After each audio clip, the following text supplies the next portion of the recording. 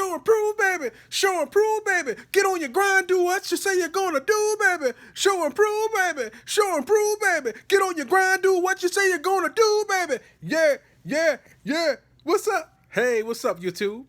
This is Wyman's musical Rideshare. I am sitting here in my little humble abode, and I was thinking, you know what? TRYP, are they doing things to show that they want to move this thing forward, show and prove? Are they doing anything to show and prove? Well, I just came across an interview with 103.5 The Beat in Miami, a major radio station, and I want to let you hear this amazing interview that was done with Taha and the major representative with 103.5 The Beat. I want to show it to you, okay? Let you know this is fair use for informational purposes, but check this out because it's very exciting. I'm very excited that tens of thousands of people, if not hundreds of thousands of people, just got introduced to TRYP. So what is that going to do for the rideshare industry? Well, I believe that it's going to take it to that next level. Think about it. Don't forget your history. That's what I always say. All of the flack that Uber got in 2008, 2009, 2010. By 2013, they actually finally became a mainstay. But it took that long. Now, I don't believe it's going to take that long with TRYP.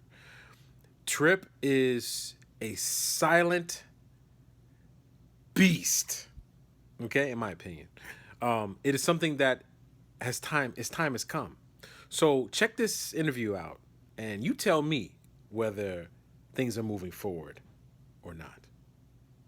Gang, Papa Keith in this thing. It's Entrepreneur Monday, of course, where we allow people to talk about their entrepreneurial spirit, some really cool stuff they got going on. My very special guest, introduce yourself. Hey, my name is Taha Abbasi. I am the Chief Technology Officer at TRYP RIDES, and I'm excited to be here, guys. That's what's up. Follow us right now on Instagram Live and on Facebook Live. Search Papa Keith, PAPA_KEITH. You can join the conversation. What are we talking about today? We are talking about how rideshare needs to be fair for drivers and riders, and we're going to talk a lot about that today. Oh, so all you Uber drivers, Lyft drivers, pay attention. Log on right now for all the deets on that, and we'll be back. All right, coming up, got Sweetie, My Type, No Guidance, Chris Brown, and Drake. And right now, I'm with the game. Nice, bro. Yeah. You're a pro with this. Hey, there's just, when you got a message, you got to get it out. What's up? Thanks for having us, too, man. I mean, my pleasure, man. We like cool stuff like this. Yeah. We really wanted to just kind of get into our whole ethos of the company is have a company that's built by drivers, for drivers. So let's start. First of all, let's get a little background on you. Sure. So where you from? I'm from Pakistan originally. I moved here back in 2005. Okay. And since then, I've been in the software industry since before I moved over here. I've done some cool stuff. Got to build some applications for National Geographic Channel. Led a team that actually sent a payload to space with NASA. Worked on the Mars 2020 missions and the Europa missions on actually the Velocity rover. Wow. Yeah, so done some cool stuff. And then I was looking for what I should do with the next 5 to 10 years of my life. And I came across TRYP. And I'm always a believer that you can't really build something until you've experienced the problems from the user's shoes. So I actually went out and drove 2.5 months full time. So you became like an Uber driver for a little bit. Exactly. That's what's up. And learned a lot about the problems and came on board. And you got that little ass check, huh? Yeah, exactly. You get a shock when you realize some of the problems that are out there and how. No, trust me. I without even knowing. I know because I have a couple restaurants. Right. And one of the concepts has Uber Eats. Mm-hmm. But it's like I signed up for a partner that didn't help me with anything else. Right. They just have a high percentage of my, income, and then you get sold on like how you wouldn't be getting this business without them. Right. And all these different things, but it's just tough because once you get started, it's like taking your hand out that lion's mouth. It's like coming from a position of almost leverages where they come from Yeah, rather than a position of partnership. You said it perfectly. Right, and our whole ethos, airports are upset too. So we go to airports and we say, hey, what are your problems? How can we build software solutions into your airport to help solve them? So why is it a problem for the airport? Airports are having problems with congestion, so a rider Traffic, lands and they request a ride right from the plane, and they're not really, Uber and Lyft haven't really been that helpful in giving solutions to them about how they can do a queuing system and whatnot. We're going to the airports and saying, we can provide you full transparency. In fact, we can integrate our app directly into the airport and do a lot of cool stuff. You can potentially order a ride right from the screen in the airplane. And there's a lot of interesting stuff that we can do because we're coming from a position of partnership. Same with drivers. There's many driver groups in different areas, and the stance typically with rideshare companies has been to sort of company against drivers. Yeah. We're going to these drivers and saying, hey, tell us what your problems are, and we'll actually build features and solutions and policies that solve those problems. And So why hasn't other rideshare companies done what you're proposing to do? it's just the typical business model. How many companies do that? A lot. You come out starting a business, as you know, When it's a especially. threat. Yeah, I mean, it's of course, but they're not afraid right now. They lost $5 billion last year, and last quarter. One of the things that you got to understand, you got to have $5 billion to lose it. So they've got tons of cash. So if they lost $5 billion, you don't think they're gonna be like, hey, we got to refigure some things right now? Of course, and they're trying, but 10 years, driver, you see every other day there's something coming out about drivers not feeling like they have a say in things, even with the whole AB5 thing that's going around. What is that? Explain it. So basically, drivers want to be classified in a way that they can unionize, they can fight for their rights, they can fight for what fares, what rates should be set in different areas. We're coming out and saying, guess what? We're not even going to set fares and rates in different markets. We're going to let you, kind of like Airbnb, we're going to allow you to have your own book of business. We're going to tell you what the data suggests, that in South Florida, this is the recommended rate. But you have the choice as a business owner to say, I want to set this rate. So why do you think it is that Uber does this kind of, I guess, bullying, for lack of a better word? Like they just have their own way with the industry like this? Well, they got the power to do it, and it's kind of like it's advantageous for them to do so, right? And for us, our whole they've given us a platform where there's all these problems and we can come and solve them now. So I don't think they come out to be sort of the bully, but they have they're in a position of privilege to be able to have this market share and do whatever they want. So with Lyft, was Lyft any kind of dent on the issues people were having with Uber?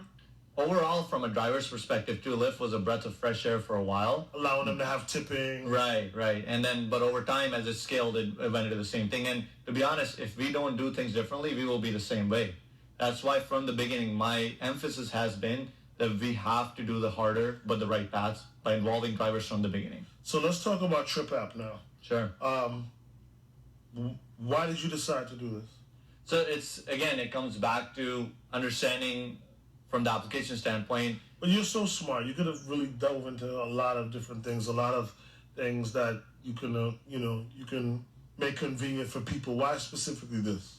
In different times there's opportunities that you can look at making a difference. For us, we wanted to make sure that this new wave of the sharing economy that's coming out, if someone doesn't step in and do it ethically, then you're going to have monster companies essentially coming out and dictating what happens. And so that's where Bob McNulty, our CEO, sort of founded the vision, and then he brought on the right team, including myself, David Mata, and some of the other folks, to say, hey, we got to put a correct impact, an ethical way of doing the sharing economy, right? Gotcha. And it's you can do many other things, but this is something worthwhile doing.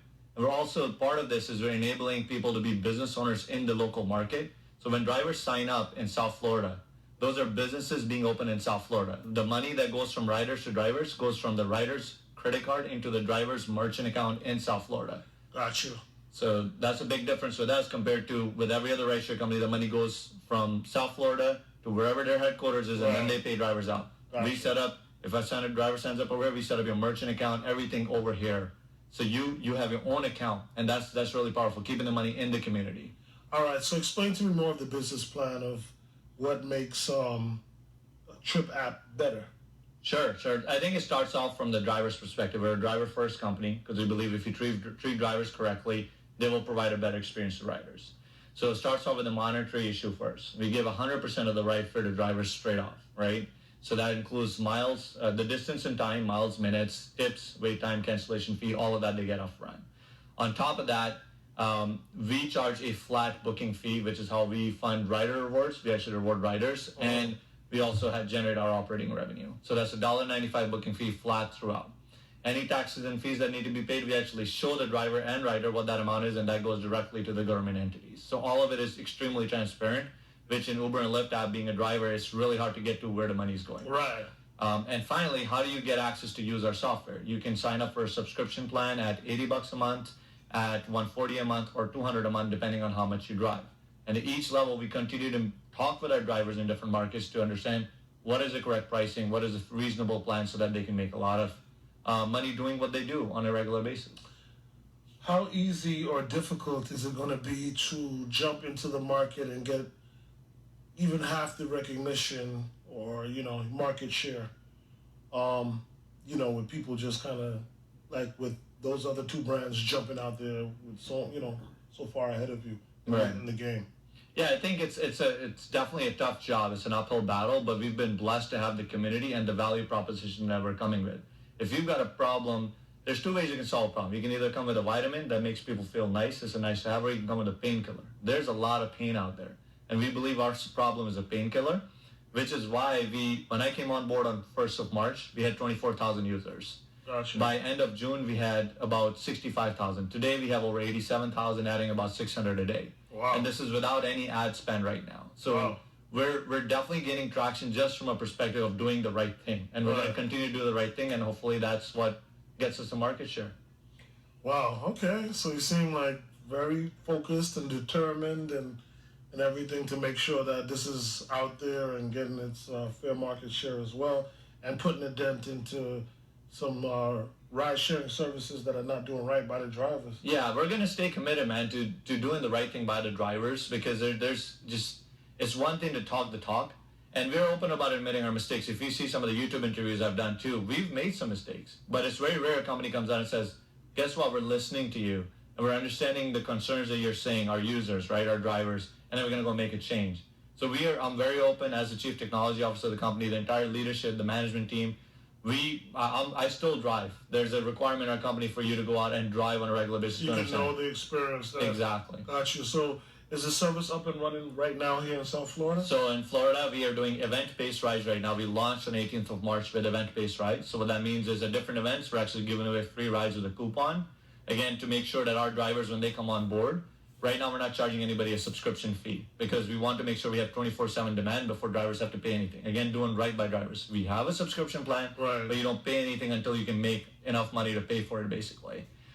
So event-based rides are happening right now. We announce it all the time on our Facebook pages and our email list, and we can also send you some information about that if you like to share with your audience. Please do. How many drivers do you have now, and how many do you project over the next 6 months to a year? So we've already had over 1,200 drivers come on board in just South Florida. Most of them, about 400 of them, have gone through our background check process, ready to drive. And we expect by end of October to be at 5,000, and end of November to be at 10,000, and December to be at 20,000 drivers on board in just the entire Florida market and some of the other markets that we're going to open at that time in parallel as well. How do you plan to market for these drivers to know that you're around, what you're doing, and to get connected? Well, we have a phenomenal referral program where we actually incentivize drivers to share the app with other drivers because it's a way to make their subscription free. Kind of like what Dropbox did. If you share it a few times, you get 3 months of Dropbox plans. So we're doing the same thing. If you share with a certain amount of drivers, you actually don't have to pay your subscription fee.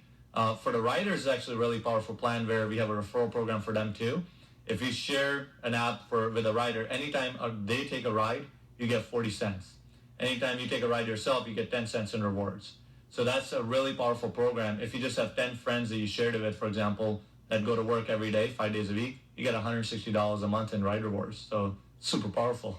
So is there a special reason why you guys decided to spell TRYP that way? Yeah, I think it's just primarily what's available. It comes down in business, and it's putting a cool spin on it. Again, it brings up questions like this, which starts the conversation. Right. I mean, the other company did something, kind of similar. Lyft did something exactly right. similar, yeah. So, But when you look at it, it's like try. Maybe you're gonna do a playoff for the word try. Right. When you launch this and stuff like that, that'll probably make sense. Yeah, try harder, try to be better, and Right. that's our whole ethos. Is we continue. This is our motto. Is every day we try to be better, right? Because we're not perfect and we're not going to be, but we're open to admitting our mistakes. We're open to adjusting our policies and procedures because we want to have drivers part of that decision-making process, no matter where we go.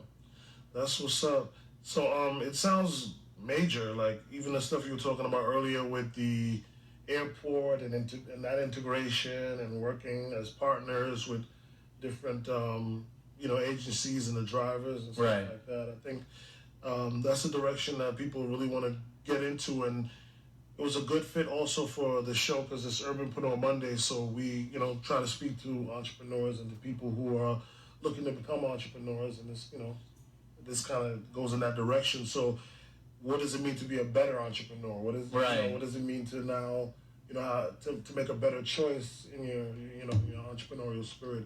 Exactly. So this is good stuff, good information, man. Thank you so much. No, absolutely. Yeah, is the app available for download right now? Yep, you can actually go to the App Store, search for TRYP Rides. You can download the Rider Spell it app. out for my audience. TRYP space RIDES. You can download the Rider app or the Driver app from both the Apple App Store or the Google Play Store. You can also go to TRYP RIDES TRYPRIDES.com and get all the information over there as well. Where are you based out of? We're based out of Las Vegas, Nevada, but obviously being a national company, so we're launching in South Florida. We're going to go to Orlando next, then New Orleans, Atlanta, and some exciting announcements coming up about a few special markets soon as well. All right, well, listen, we're excited for you, and we're going to pay attention and watch it grow. Yeah, absolutely. For real. So it's TRYP Ride. TRYP Rides. TRYP Rides. All right, Yeah. got you. That's cool. Are you going to be favorable for Teslas and all those other vehicles in terms of... Because I remember a lot of them didn't start off, you couldn't use a Tesla. Right. Yeah. And now they switched it now. So our regulations are we position ourselves as a software provider. We don't tell you what to do with your business. Gotcha. We're enabling people and communities to be business owners. We are the software provider. So as long as the somebody law wants to allows do it, you can do whatever you want as long as the law allows it, right? So that's the powerful thing about us. That's pretty cool, man. Yeah. Well, thank you again, man. This was some great information. Let everybody know once again where they can find you, where they can, your website, get more information. Absolutely. If you want to find out about a better way to drive, you want to go to TRYPRIDES.com, TRYPRIDES.com, or you can search the Apple App Store for TRYP Rides, TRYPRIDES, or the Google Play Store as well. Also, another cool thing is if you download the Miami Dolphins app, if you're a fan of the Miami Dolphins, right inside the app, you have our official partnership with the Miami Dolphins that we have. The Super Bowl is going to happen over there too. Mm-hmm. So you can get to our app from within the Miami Dolphins app as well. Oh, cool. Congratulations so some cool stuff with them too, Yeah. Cool, man. Sounds great, man. Thanks again. Absolutely. Thank you for having me. Of course, man. My pleasure. Thank you. So with that being said, it's been a pleasure showing this little informational interview with you. I hope everyone is having a great evening, morning, afternoon, whenever you just listen to this video. Peace the heck out.